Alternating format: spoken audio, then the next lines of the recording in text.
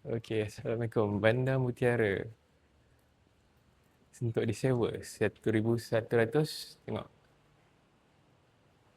Tengahnya ada pintu, 4 bilik, 3 bilik air.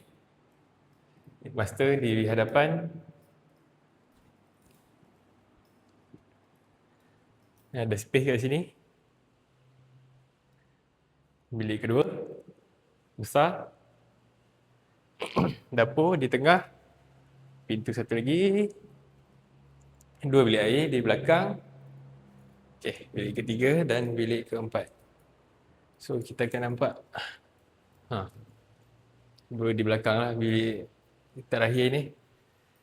So rumah ni semi-D, so agak luas. Nampak? Apa nak lagi? Ini buat kenduri tak ada masalah.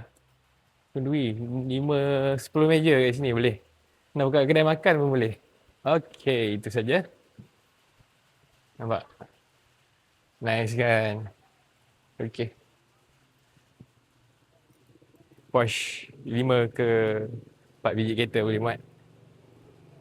Okey. Berminat boleh PM Hakim Maulud. Follow saya di social media sekarang. Assalamualaikum. Hola.